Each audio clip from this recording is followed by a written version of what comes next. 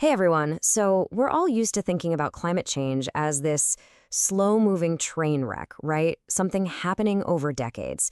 But what if it wasn't slow? What if it happened all at once? I mean, really think about that. Let's say we had a magic switch and we flipped it.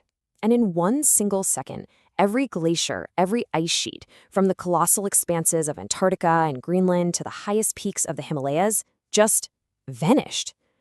What would our world even look like in the next few moments, the next few months, and yeah, even the next few thousand years? Because we're not talking about sea levels creeping up the beach. No, no.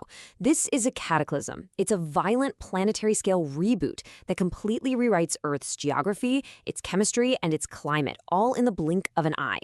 Okay, so to even get our heads around this, you have to appreciate the sheer scale of the water we've just unleashed. We're talking about 5 million cubic miles of ice instantly becoming liquid.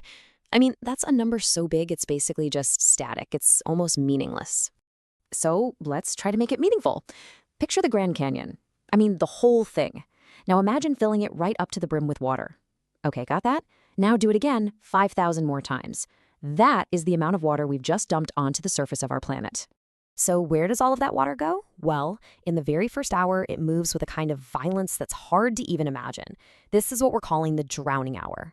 See, in places like Antarctica and Greenland, the water doesn't just, flow gently into the sea. It has nowhere to go but out. It literally detonates outwards, creating what some scientists call a ring of tsunamis. We're talking a wall of water kilometers high, moving at the speed of a jumbo jet. So you gotta stop thinking of it as a wave. It's more like an asteroid impact, but it's made of water. After that initial apocalyptic chaos finally settles down a bit, this is the new normal. The global sea level is now 66 meters higher. That's 216 feet. And let me be clear, this isn't just a flood. This is the world map being completely and permanently redrawn. The cost is, well, it's entire countries. Places like Florida, the Netherlands, Bangladesh. They aren't just underwater. The unbelievable force of that first wave would have just scrubbed them clean off the map. And all the great coastal cities we know, New York, London, Shanghai, Sydney, they're just gone. There's this image from the source material that's so absurd it's almost darkly funny, but it really captures the insane scale of this. For any person on the ground, 1 second you're sitting in a coastal paradise, and the next you're looking up at a wave so tall it literally blots out the sun. The initial physical chaos is one thing, and it's horrifying. But what comes next is actually a slower, more sinister kind of collapse. The very chemistry of the entire planet's water system starts to break down. So, the first domino to fall is something called salinity shock. Think about it. You've just dumped 5 million cubic miles of pure, fresh water into the salty oceans. For every fish, every coral, every whale, it's like their world was instantly replaced with poison. The delicate chemical balance they need to live is just shattered. And the result is a die-off on a planetary scale. Saltwater creatures can't handle the freshwater. All the freshwater life that got washed out to sea dies too. The oceans basically transform into this vast, warm soup of rotting organic matter. And all that decay becomes food for these enormous blooms of toxic algae and bacteria that just choke out any life that might have been left. And this is absolutely crucial. This whole process breaks the planet's heating and cooling system. You see, these huge ocean currents, like the one in the Atlantic, act like a global conveyor belt. They're driven by cold, dense, salty water sinking at the poles. But now, the surface of the ocean is covered in this layer of lighter, fresher water. So the sinking just stops. The engine stalls. The system that moves warm water to places like Europe and cold water toward the tropics just breaks. Okay, but this is where the story takes a really wild twist. You'd think that dumping all this unimaginably cold meltwater into the oceans would kick off a new ice age, right?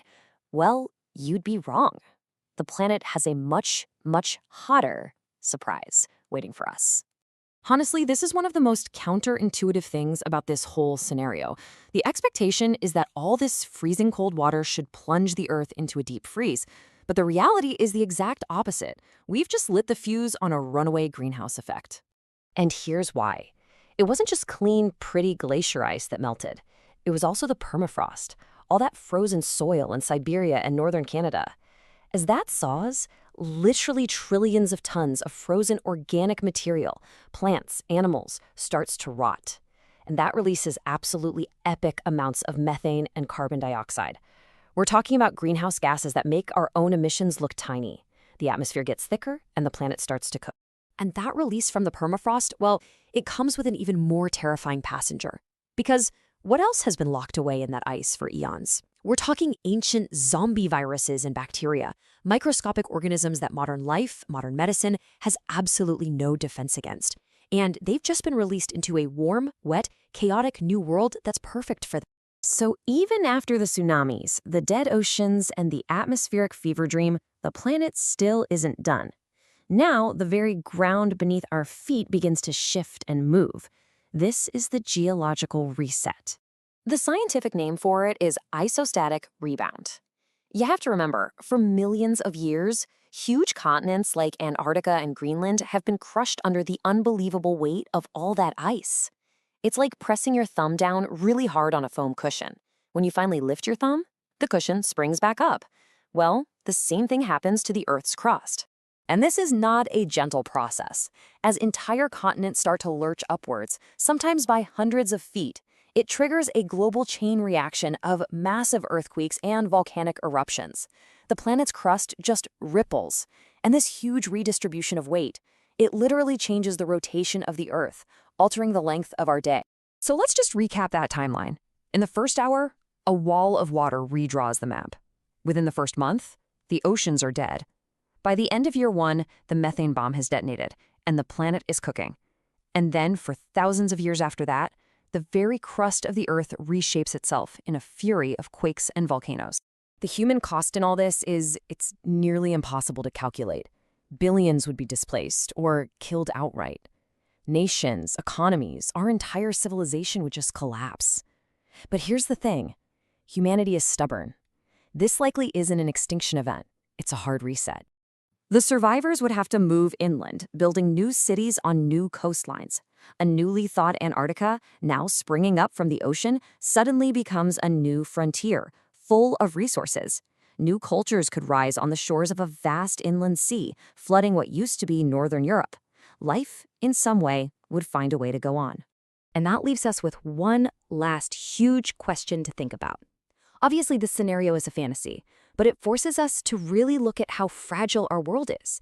If everything we know and everything we've built was just washed away, and we were handed a new, violent, and totally unfamiliar planet to start over on, would we make the same choices? Would we build it all the same way again?